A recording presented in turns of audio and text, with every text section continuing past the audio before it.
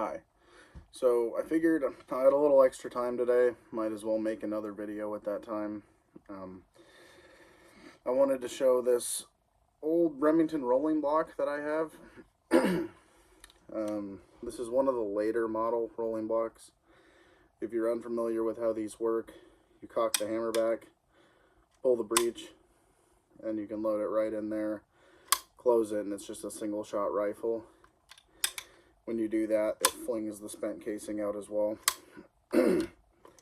So this one is kind of a little more particularly rare than other rolling blocks that I've seen out on the internet. This is one from South America somewhere. You can see on the barrel it's stamped 7mm. So this rolling block is a smokeless powder 7mm Mauser, and it's a carbine, which already is kind of a little bit little odd. Usually they're full-length rifles.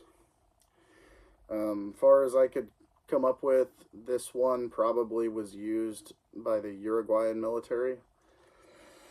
There is a cartouche on the stock, a little bit faded. Hard to tell exactly what it says. All the lettering and everything has gone off of it. But a couple features of this that are unique to the carbines are these tiny iron sights, which they're marked all the way out to, looks like 1,400 meters, which is a little bit optimistic for this thing. This is not the most accurate rifle I've ever owned. The iron sights on it are a little crude. But what's interesting to me too is usually these rolling blocks would have a saddle carbine, or they're called a saddle carbine because they have a saddle ring over here on the side, which this one doesn't have. It doesn't even look like it had it at all at any point. So I've never really found another one like this online.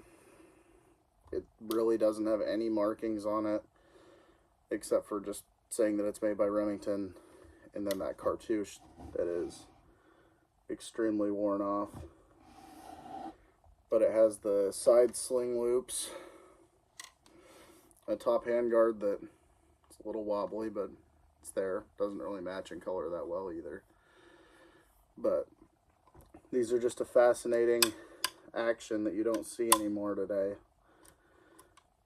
And usually these from South America have a pretty trashed barrel, just all worn out on the inside, but this one actually still has strong rifling on the inside. So when I found this at Cabela's, I just kind of had to get it. It was like $700, but I figured since I couldn't find anything else like it, I just like had to pick it up. I mean, it's too interesting of a piece of history that I don't really know. A lot of these historic guns, I like to try and figure out exactly what they were used for, where they were used, but this one's just kind of a mystery to me, and the only thing I can go off of is it's probably used by Uruguay. But this thing is stubby for a 7mm Mauser rifle, especially compared to the other ones at the time. But nonetheless, it's still really fun to shoot.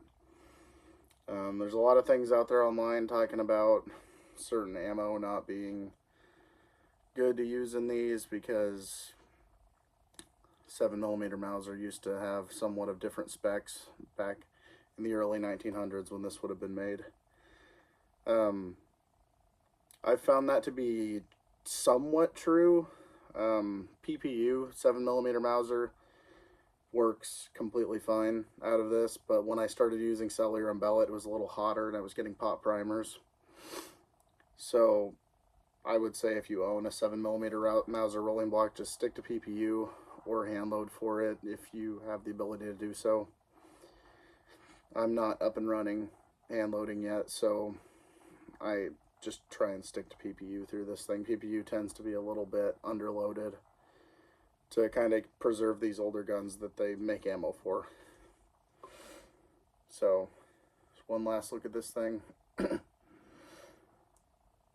Figured this would be a good demonstration of this rifle, and I have a lot of other military surplus guns like this too, so if that's somewhat of an interest to people out there, just let me know.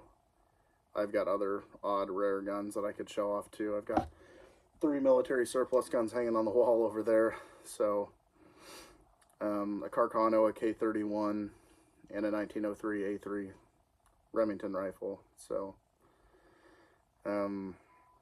yeah, just let me know if you'd like to see more military surplus content.